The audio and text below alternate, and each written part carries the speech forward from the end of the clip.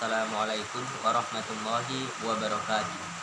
Alhamdulillahirabbil alamin. Wassalatu wassalamu ala asrofil anbiya'i wal mursalin wa ala alihi washabihi ajmain. Amma ba'du.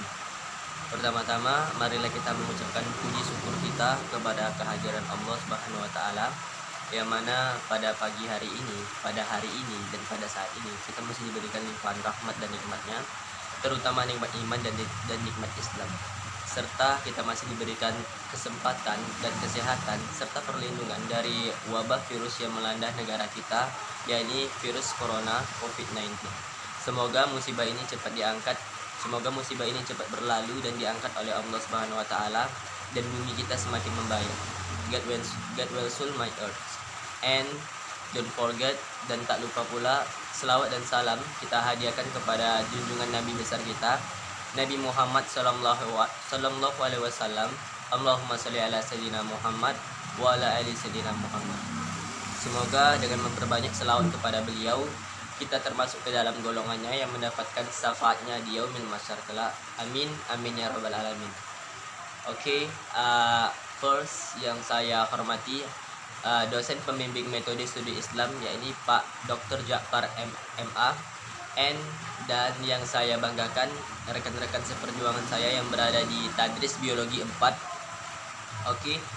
Di sini kami dari kelompok 1B akan menjelaskan mengenai bentuk dan mengenai definisi, bentuk dan ruang lingkup metode studi Islam. Di sini kami yang berkelompok, saya sendiri Aldi Suhendra, kemudian ada anggota saya Anita Sylvia dan Puja Hujaibah. Di sini saya akan menjelaskan mengenai definisi dari metode studi Islam. Nah, sebelum saya menjelaskan mengenai definisi metode studi Islam, saya akan menjelaskan beberapa kata pengantar dari metode studi Islam. Nah, Islam adalah agama terakhir sebagai agama penutup dari agama lain yang dibawa oleh Nabi Muhammad sallallahu alaihi wasallam yang mendapatkan wahyu dari Allah Subhanahu wa taala. Nah, Islam merupakan agama rahmatan lil alamin bagi umat Islam. Nah, adapun ilmu yang mempelajari untuk memperdalam mengenai agama Islam itu disebut dengan metode studi Islam. Nah, studi Islam ini merupakan ajaran atau kajian yang sudah lama dan muncul sejak adanya agama Islam, sehingga studi Islam ini menimbulkan berbagai macam permasalahan. Di antaranya itu, apa sih itu metode studi Islam, kemudian bagaimana bentuk dari metode studi Islam, dan bagaimana ruang lingkup dari metode studi Islam. Nah, hal itu akan dijelaskan oleh kami selaku pemakalah kelompok 1B. Nah, kami akan menjelaskan mengenai definisi metode studi Islam, dan ruang lingkup dari metode studi Islam. Nah, di sini saya akan menjelaskan mengenai definisi dari metode studi Islam. Bismillahirrahmanirrahim. Sebelum saya menjelaskan mengenai definisi metode studi Islam, sebelumnya saya minta maaf karena jika ada gangguan suara, saya mohon maaf dikarenakan berhubungan di daerah saya sedang hujan. Jadi suaranya agak terganggu. Sebelumnya itu saya Bismillahirrahmanirrahim. Lanjut. Saya akan menjelaskan mengenai definisi metode studi Islam. Nah, berhubungan studi Islam adalah kajian yang telah lama, yang telah ada sejak adanya agama Islam. Maka studi Islam ini menimbulkan berbagai macam permasalahan. Di antaranya itu, apa sih itu studi Islam? Nah, saya akan menjelaskan mengenai metode studi Islam. Nah, metode studi Islam itu terdiri dari kata metode, studi, dan Islam. Nah, di sini saya akan menjelaskan pertama kata metode. Nah, metode merupakan kata yang berasal dari bahasa Grek atau Yunani yang terdiri dari kata meta yang berarti melalui atau sepanjang, dan podos yang berarti jalan. Jadi metode adalah jalan yang dilalui. Nah, secara operasional metode itu dapat diartikan memiliki banyak pengertian. Di antaranya itu, yang pertama itu adalah metode adalah suatu prosedur yang dipakai untuk mencapai suatu tujuan.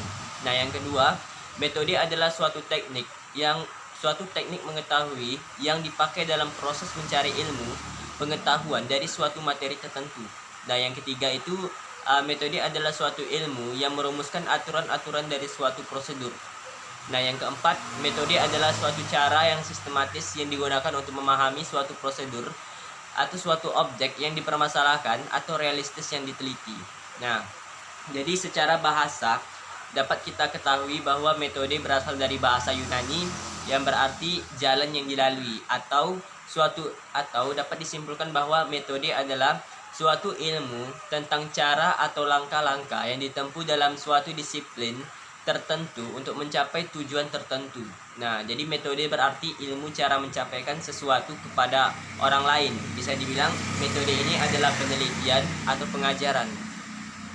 Kemudian ada juga istilah selain metode, ada namanya istilah metodologi. Nah, metodologi ini juga sama, berasal dari bahasa Yunani, yakni berasal dari kata metodos dan logos. Nah, metodos berarti cara atau kiat atau seluk-beluk yang berkaitan dengan upaya menyelesaikan sesuatu. Sementara logos itu berarti ilmu pengetahuan. Ilmu pengetahuan, cakrawala, dan wawasan. Nah, jadi metodologi adalah metode atau cara-cara yang berlaku dalam kajian atau penelitian. Nah, itu mengenai metodologi. Dalam bahasa Arab, metode disebut dengan al-tariqah, al-manhaj, al-wasilah. Nah, al-tariqah berarti jalan, al-manhaj berarti sistem, dan al-wasilah berarti perantara atau mediator. Nah, di antara ketiga kata ini, kata yang paling mendekati dengan kata definisi dari metode itu adalah al-tariqah, yang berarti jalan.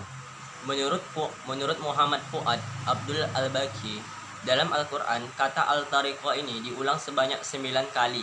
Nah, kata ini terkadang dihubungkan dengan objeknya yang ditujukan oleh al-tariqah seperti neraka, sehingga jalan menuju neraka. Nah, adapun ayat dalam Al-Quran yang menjelaskan mengenai al-tariqah itu terdapat dalam Quran surah An-Nisa, surah keempat ayat ke-169, yang berbunyi, Bismillahirrahmanirrahim, illa tariqa jahannama khalidina fiha abada wa kana zalika 'alallahi yasira. Nah, yang artinya kecuali jalan ke neraka jahanam, mereka kekal di dalamnya selama-lamanya, dan hal itu sangat mudah bagi Allah Subhanahu wa taala.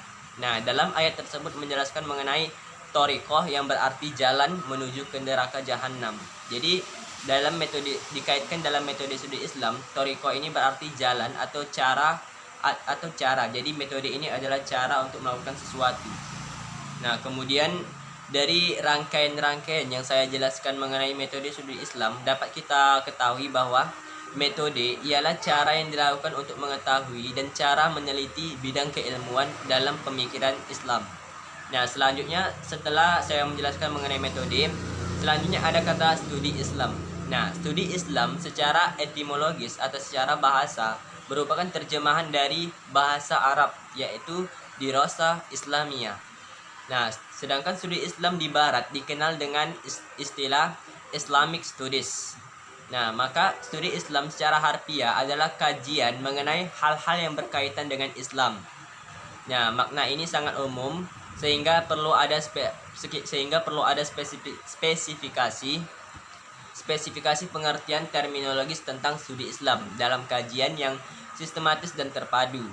Nah, dengan perkataan lain dapat disimpulkan bahwa studi Islam adalah usaha sadar dan sistematis untuk mengetahui dan memahami serta membahas secara mendalam tentang seluk-beluk dan hal-hal yang berhubungan dengan agama Islam, baik itu berhubungan dengan ajaran, sejarah maupun praktik-praktik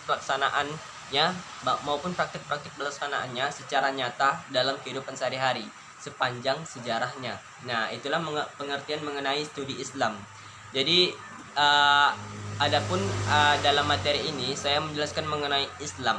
Nah, Islam secara harfiah itu berasal dari bahasa Arab yang mengandung arti selamat, sentosa, dan damai.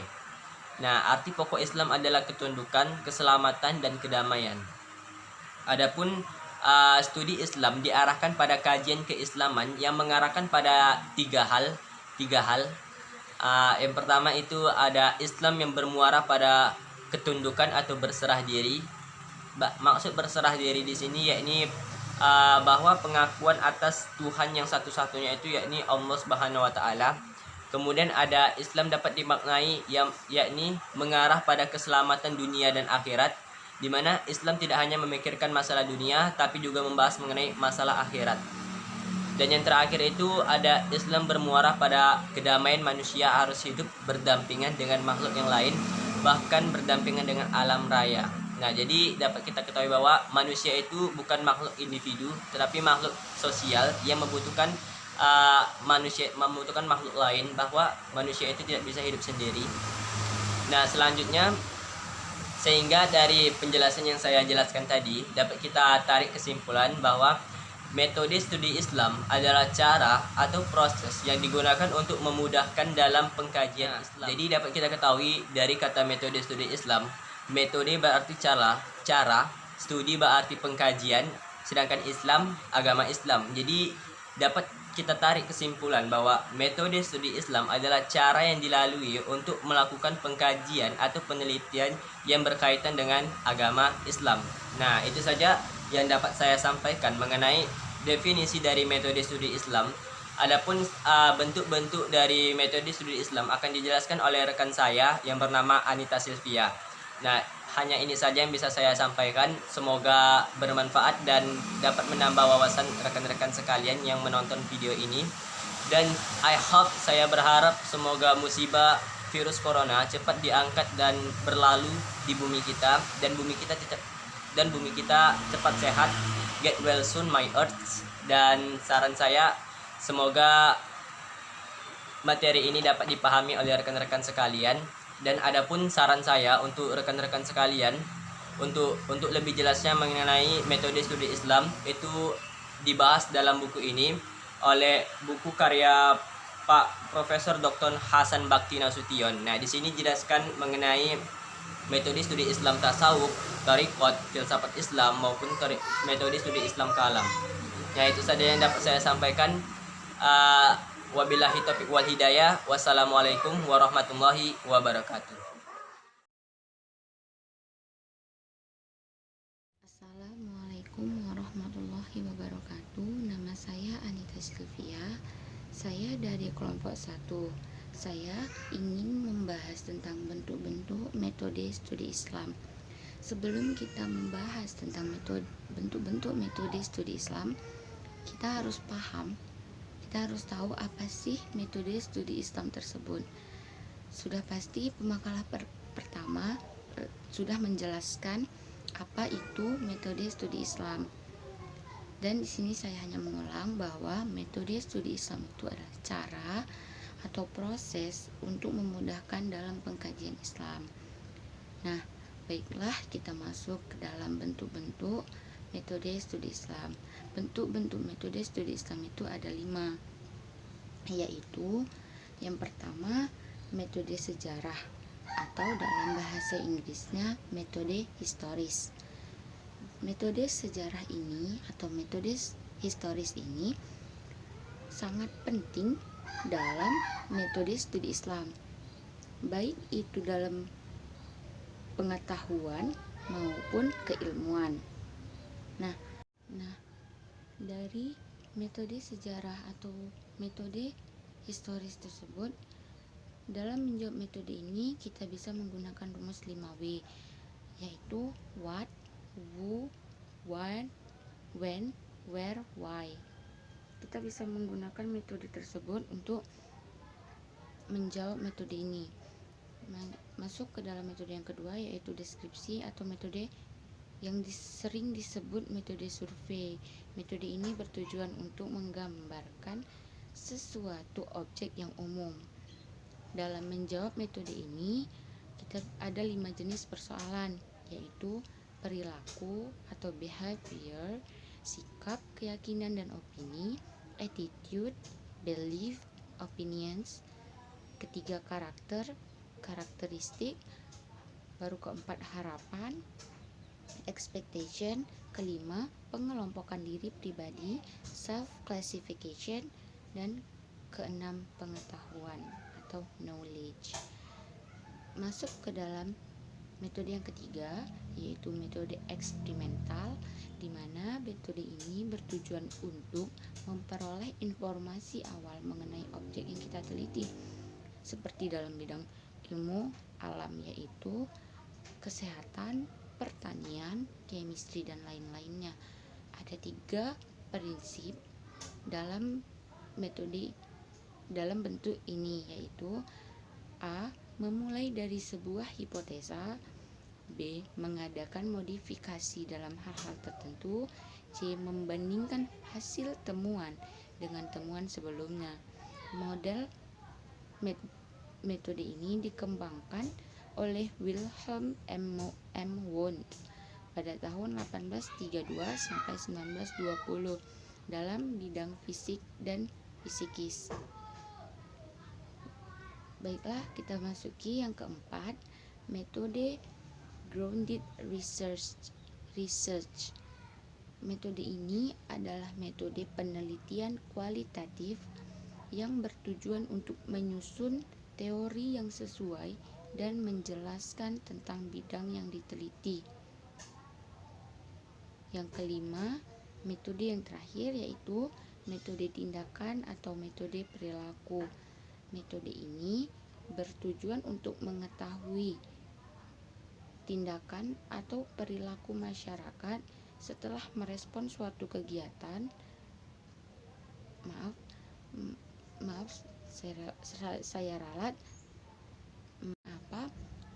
Metode ini dapat mendorong kuat masyarakat untuk meyakini dengan adanya pengkajian Islam yang seharusnya mereka pelajari, mereka ketahui.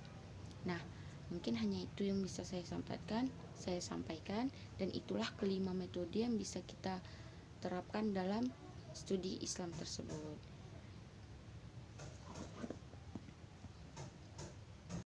Baiklah, kita masuki yang keempat, metode grounded research.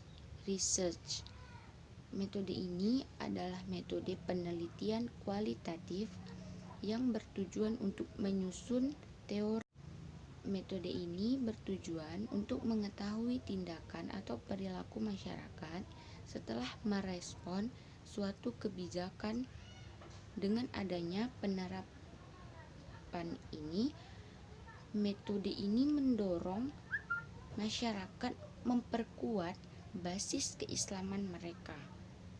Maka metode tindakan atau perilaku ini sangat penting juga dalam metode studi Islam. Karena apa?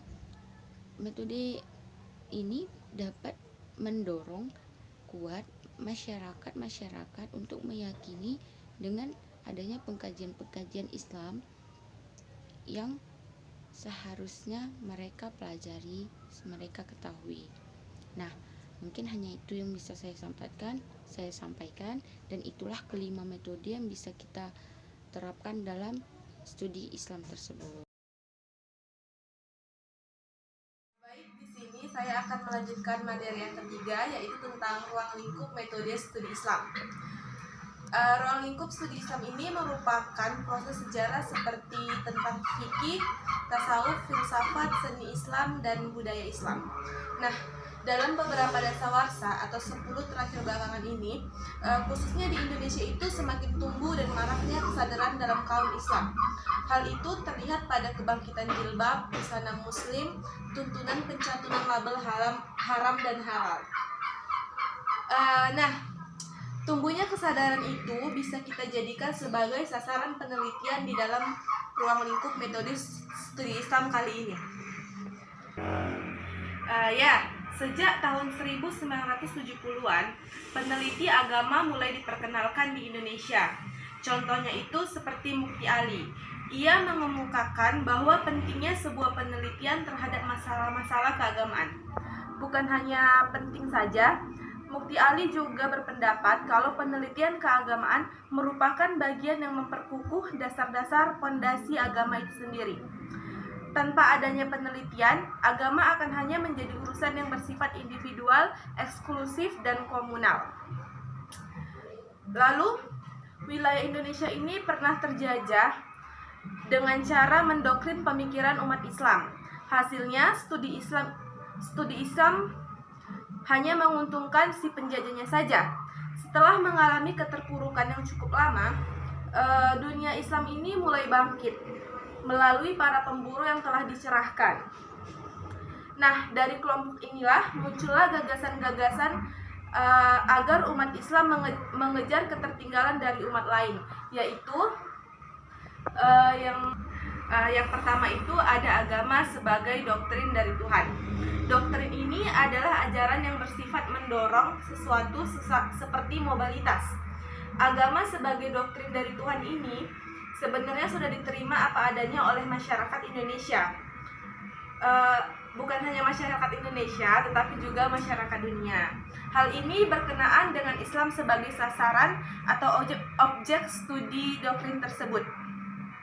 Nah, ini berarti dalam studi Islam, doktrin yang dimaksud adalah studi tentang ajaran Islam atau studi Islam dari sisi teori-teori yang dikemukakan oleh Islam itu sendiri. Yang harus kita ketahui, studi Islam itu selain bisa diambil dari Al-Quran dan Sunnah, ada juga yang dapat diambil melalui ijtihad. Studi Islam dari sisi doktrin ini kemudian menjadi sangat melalui ijtihad. Studi Islam dari sisi doktrin ini kemudian menjadi sangat luas, yaitu studi tentang ajaran umat Islam baik yang ada di dalam Al-Quran maupun yang ada di dalam As-Sunnah, serta melalui ijtihad itu. Nah, jadi persoalannya adalah apa yang kemudian dipelajari dari sumber ajaran Islam tersebut. Nah, selanjutnya yang kedua itu sebagai gejala budaya. Kebudayaan adalah keseluruhan pengetahuan yang dipunyai oleh manusia sebagai makhluk sosial yang isinya adalah perangkat-perangkat atau model-model pengetahuan yang secara selektif dapat digunakan untuk memahami dan menginterpretasi lingkungan yang dihadapi, dan untuk mendorong dan menciptakan tindakan-tindakan yang diperlukan. Islam memang harus melalui dua model, yaitu tekstual dan konstektual. Tekstual artinya memahami Islam melalui wahyu yang berupa kitab suci, sedangkan konstektual berarti memahami Islam lewat realitas sosial yang berupa perilaku masyarakat yang memeluk agama bersangkutan tersebut. Studi budaya diselenggarakan dengan penggunaan cara-cara penelitian yang diatur oleh aturan-aturan budaya yang bersangkutan itu. Nah, proses penelitian yang diatur oleh aturan-aturan budaya yang bersangkutan itu.